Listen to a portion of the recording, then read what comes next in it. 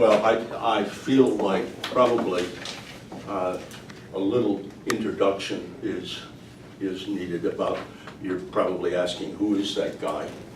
I'm Superman, and I can't. And anyway, I'm Mike Morse, and I retired in 1999, actually Christmas time of 1998. So I've been retired for many years. My last church was Hope Church in Alexandria, and Carol and I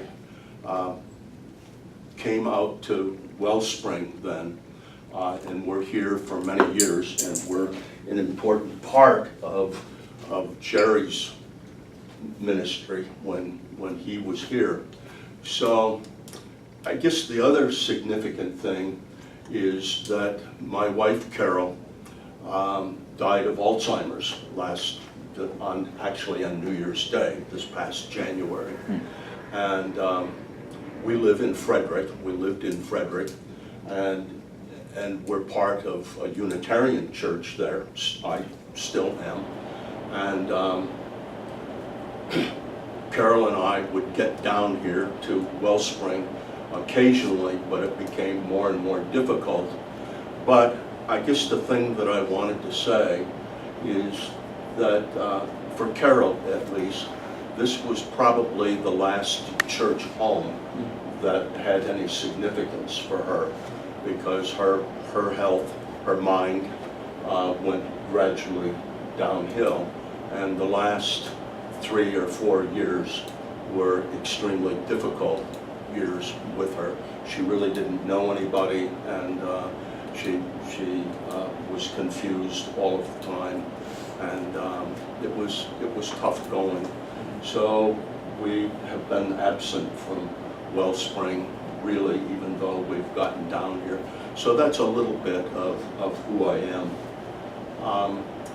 The other thing that I wanted to say before I preach the sermon is that Jill's words of welcome are extremely powerful ones, and I hope that people that you all and others with whom you come in contact realize the power of that welcome, because part of what this sermon is all about is that in many ways, many people in our society are not welcomed. And Wellspring seeks, always has, to be an alternative to that exclusion that occurs so often in our society. So it's a powerful welcome, and thank you, Jill, for really emphasizing that again. It's good. Well, I want to begin this morning with an autobiographical story, and it's a somewhat long one, and I want you to listen to the pieces of it very, very carefully, because I'm going to take it apart after I tell it, and I think that it has within it ingredients that are extremely significant for this broad issue, which I call dismantling racism in our society. And this is the first part of a 3-part series. Next week will be Black Lives Matter, and in October I will finish this series. I could do lots and lots on this, but finish this series with something unexpected, I think. Anti-racism, America's gift to the world. We'll learn some things about Nelson Mandela, maybe. Anyway, in 1956, so that's before a good many of you were even born, I entered Tufts University in Medford, Somerville, Massachusetts, as an 18-year-old freshman. This was in the fall of '56. And I entered with an almost full tuition scholarship, based on need, and believe me, not on academic prowess. Now, I was always a good student, but I was never really a stellar student. I hovered in the A minus, B plus, B category a lot of my life. So I was somewhat taken aback that I was not only accepted at an extremely competitive school, but given a substantial scholarship to boot. It's a significant point.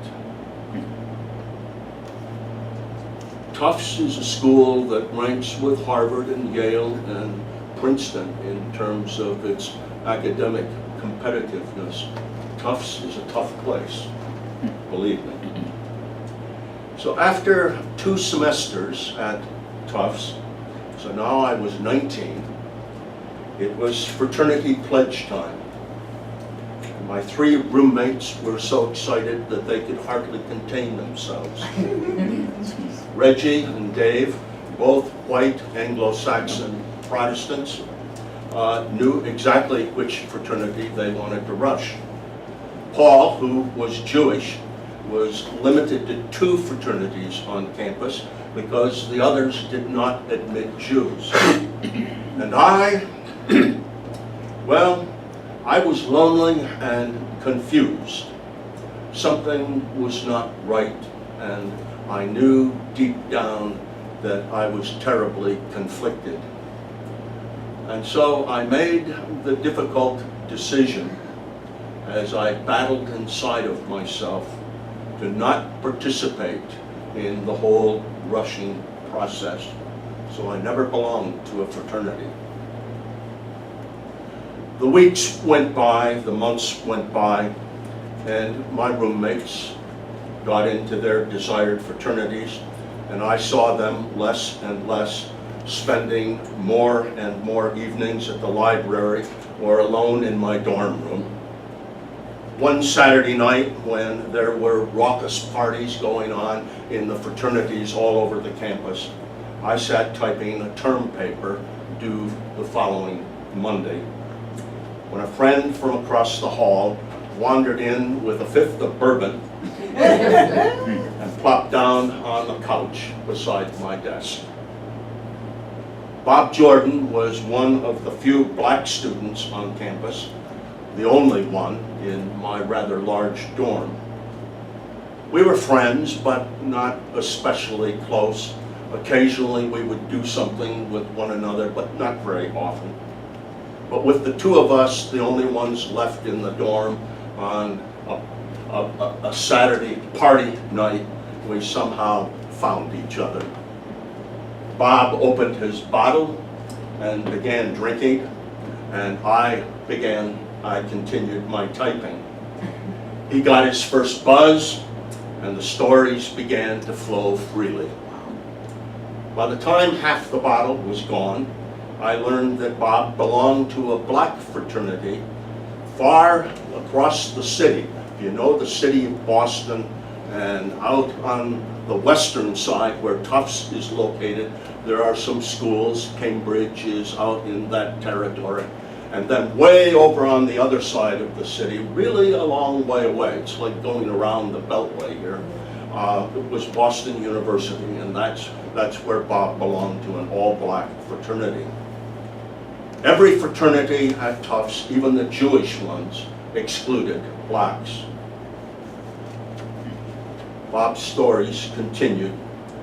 He was the descendant of sharecroppers in Mississippi, who in turn were descendants of slaves. It was nearly midnight. The bourbon bottle was now empty. Bob was fast asleep on the couch.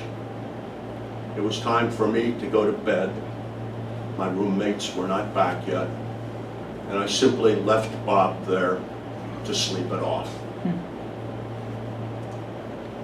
Now, I hope that my telling of this story has allowed you to look at some issues that are hinted at, but maybe are not terribly explicit. But also to see some things that are not in this story, to see some things that are not in this story. That sounds contradictory, doesn't it? And it is, sort of. But there are important clues. What this story is obviously about is systemic racism in the fraternity systems of this nation in the late 1950s, going on into the 60s, before they started to change dramatically. What is also here is my personal reaction to the exclusion of minority people, meager as it was at the time. Yet even that was looked upon negatively by some. Indeed, ironically, Bob's roommate across the hall, a guy named Ian McLaughlin, who was Scottish, upon hearing me complain about exclusionary clauses in relationship to Bob, said to me, "What the hell has he got to bitch about? He belongs to a fraternity. So what if he has to travel 3 hours to get there from here?" I was non-responsive. So what is in this story that is not explicit, but is maybe obvious? Let me single out 2 or 3 things. Number one, I had no real awareness at the time, as I do now, that black people especially are cognizant of their skin color almost constantly, and almost always in negative ways. It is part of their surface identity, like it or not. Studies have been done on this issue of skin color with theologians and sociologists for a long time. And they suggest that this point is a salient one. When I wake up in the morning and I look in the mirror, what do I see? I see me. I tested this out on Sea Raven, and you know, got the usual stuff that any of us would say. We see, in my case, I see that my hair is sticking up, what little I have. I see eyes that are still half asleep. I see whiskers growing that maybe I'll shave or maybe not. It just depends. Women, the same thing. What do you see when you wake up in the morning and you look in the mirror? Black people characteristically see not only all of those same things, but they see also the color of their skin. A feminist friend of mine was in a group of women, and she tested this theory out. And she asked the group of women who were there, all feminists, what they see in the mirror when they look in the morning. Went around the group, and the women all said the usual things, but then went on, well, I see a human being, I see a woman, I see my gender, and got to a black woman in the group who said, what do I see in the morning? Yeah, I see a woman, but I also see a black woman. Right? Think about that. Second, and this you would not get from the story, though part of it comes later, my very birth at Yale New Haven Hospital in New Haven, Connecticut, while my father was at Yale Divinity School, was, as my mother would remind me sometimes when she was angry at me, was a miracle.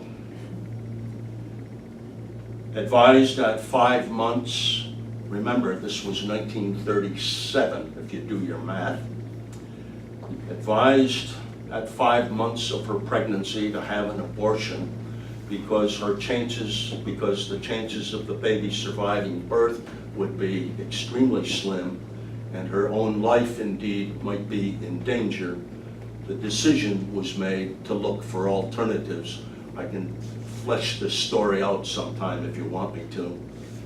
Some of the best doctors in the entire world worked with my parents for the last 5 months of my mother's pregnancy. And here I am, obviously, and my mother lived. They would not have been at Yale in the first place if it were not for white privilege, particularly white male privilege. And I realize that now. Skip forward to Tufts. I'm relatively certain that I was admitted and received that full tuition scholarship because on paper, at least, my potential looked good. At that point, both of my parents had college degrees. Both of them had postgraduate degrees. My father, 2 of them, all due, as I see now, probably to white privilege to one degree or another. Neither they nor I had any awareness whatsoever in the 1950s, but it is blatantly obvious now that this was all about being white, a large part of it. But the point is that the whole issue of whiteness was never on the radar for any of us. Sure, we saw injustices in the world, particularly in relationship to race, but we always looked at it in terms of our own personal attitudes and figured that if we were tolerant, if we dealt with our own personal prejudices in creative ways, and we tried hard to do that, if we dealt with our own personal prejudices, if we strove for equality in our own lives, the rest would somehow take care of itself. Without thinking about it very much, all of us, and certainly much of the society around us, blamed folks and institutions outside of ourselves, always the other, for the ills of life. We judged forces and conditions outside of ourselves, albeit unconsciously. We lamented our helplessness, especially my mother did, to change things very much. This might just be likened, in a sense, to seeing the speck in another's eye and not seeing the log in our own. We're quick to judge without seeing that we are often part of a gigantic matrix of conditions and circumstances. Yeah, we didn't create them, but they're there, and we are part of them. And the consciousness of that matrix should call us back to re-examine what is going on. A speck in the log, folks, a speck in the log. So, white privilege. It sounds so ominous to put those 2 words side by side. And the almost immediate reaction of the majority of white people, and maybe some of you in this room, is to respond defensively. We can easily slip into denial mode. And perhaps what we need is to take a deep, deep breath. But let me suggest some things that we need to do when we consider this whole phenomenon of white privilege. The first is awareness and not guilt. Awareness and not guilt. Being aware does not mean feeling guilty. But it does mean being super conscious of a phenomenon that exists in our lives and is terribly powerful and has been there since before the very founding of this republic of ours. Guilt serves no useful purpose. Yes, racism has aptly been called America's original sin, and I guess indeed it is that. But I think that I have reached the point in my long ministry where I feel that we have used prayers of confession and feeling sorry for all of the conditions and circumstances so routinely that they end up merely allowing us to avoid most of the serious issues extant in our society, and particularly taking action that comes as a responsibility for not original sin, but for the original blessing that is the very basis of our creation. Shades of Matthew Fox, if you know his theology. We need to seek ways to lower the decibel level of our defensiveness. Being conscious, aware, willing to learn, and not feeling guilty is a first good step. Secondly, when we look at white privilege, we need at one and the same time to realize that not everyone is privileged in the same way. There are different kinds of privilege, but you thought I'd never get there. We all know that. If I were to ask Laura, as a female, about gender privilege, would you know what I was talking about? Yeah. Or Jill? Gender privilege? All right. If you're gay, rather than straight, you probably know even more about gender privilege. And if you are trans or trans-queer, you're no doubt an authority on the subject. My. There is, and always has been in this country, class privilege. I'm going to talk more about that in a moment. Indeed, our very terminology betrays us, doesn't it? We speak of the middle class, meaning, of course, that there has to be an upper class and a lower class. You can't have a middle without something above it and something below it, okay? And do we need to ask which one is more privileged? Okay. So, we are often privileged to a greater or lesser degree depending upon circumstances. And indeed, even in the black community, black women are very often more privileged than black men. And there are a lot of reasons for that. Great baseball players, no matter their color, are more privileged than I am on a baseball field. Privilege is all over the map. Nevertheless, some of us have more than others. Some of us have much more than others. And some of us have much, much, much, much more than others. And 2/3 of the battle in dismantling racism in our culture is coming to grips with and where white privilege is at work and the way in which privilege works. Be careful.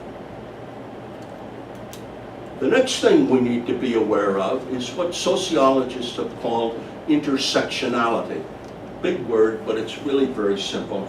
It's how things are intermeshed. Martin Luther King preached a very, very famous sermon, perhaps the best sermon he ever preached, at Riverside Church in New York, where he linked together at that time the war in Vietnam with the civil rights movement. And part of what he did in that sermon was to say that we cannot have justice in our own land when we are fighting an unjust war in another. The intersection was set in bold relief as he enveloped into that larger matrix war and poverty and education and healthcare and employment, all in one package to show their relationship to one another. So, this intersection, I think, is also put in bold relief, this class difference, the linkage between race and class is put in bold relief in a scene that I want to remind you of, because I think many of you have probably seen the movie Mississippi Burning. You know that story, Mississippi Burning? It is the story of an FBI team investigating the murders of the 3 college student freedom riders who went to Mississippi and were murdered outside of Philadelphia, Mississippi. And so Gene Hackman plays the role of the FBI agent who is part of this larger team investigating that murder. Hackman's character has grown up in Mississippi, so he knows what these people are like, and he knows especially the white mentality of people who are members of the Ku Klux Klan. So just imagine this scene. Churches are burning, schools are burning, there are bombings all over the place, there's another lynching, and in one scene of terrible, terrible frustration with his boss, the head of the FBI team who is investigating, Hackman says, "Let me tell you a story.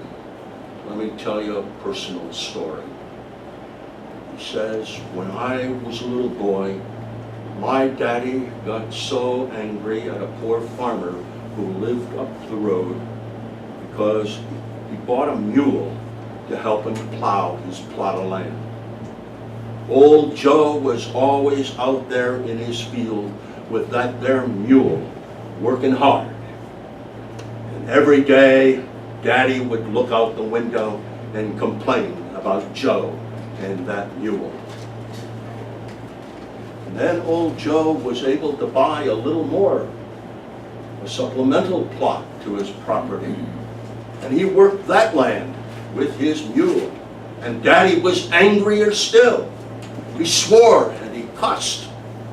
There's that damn old Joe out there with his mule again." And then one day, the mule was dead. It had been poisoned. A little time passed, and old Joe disappeared. Went someplace, moved maybe. And we're riding past his vacant farm that's now all overgrown with weeds. And Daddy and I are looking at one another, and looking at one another, and looking at the field. And all of a sudden, my daddy looked at me, and he knew that I knew that he was the one who killed that mule. Finally, he turned to me and he said, "If you ain't better than a nigger, who are you better than? If you ain't better than a nigger, who are you better than?" It's probably the most powerful scene in the movie. That scene from long ago is 100% relevant to the political scene right now, and helps us begin to explain some of the attraction that a guy like Trump and some of the white supremacists feel in the Rust Belt and in Appalachia. All right? The next thing I would lift up for you is what someone has called moral imagination. It's not new. Moral imagination. It's a powerful and poignant term when it comes to dismantling racism. It is more than simply trying to put yourself in the shoes of another person who is oppressed. It's that, to be sure. But the qualifier, moral, says it all. It concerns the task of looking at the matrix of an issue related to oppression from a moral and ethical perspective. And much like the great prophets of old, who knew about moral imagination, that's half of what the prophets are all about. Prophets of old, it's the "thus saith the Lord" part of what the prophets do. So the message, as we read this morning, comes to Isaiah. Look at it again. Remove the yoke from among you. Satisfy the needs of the afflicted. Create new foundations for coming generations. Repair the breach. Repair the streets. Restore the streets. Wow. It's incredible. It's incredible. Translated into metaphors that we can understand today, it is asking us to dig deep down and ask, what is the moral and ethical response in light of the loftiest principles of our faith concerning justice? Or to use political language, how does what we do square with our Constitution, with its amendments, by the way, with its amendments, and how does it square with our Declaration of Independence? Life, liberty, and the pursuit of happiness. And remember King talking about, we have come, in the March on Washington, we have come here today to cash a check that has bounced, came back and said insufficient funds. We're not going to accept that any longer. So our lives are changing and our country is changing. And I would say the church had better begin to catch up. We need to change, and we need to do it fast. We have important work to do because the angels, metaphorically speaking, are beckoning us. Collectively, we have waited much too long to dismantle this 400-year scourge of racism in our society.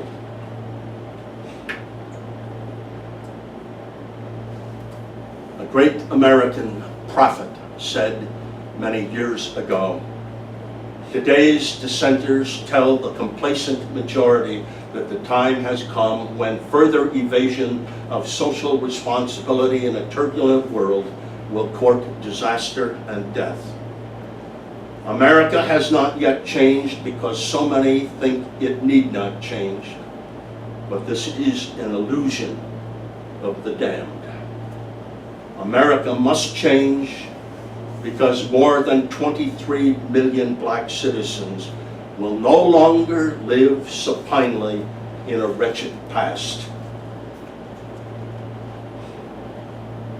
They have left the valley of despair. They have found strength in the struggle, and joined by white allies, they will shake the prison walls until they fall. America must change. You know who said that?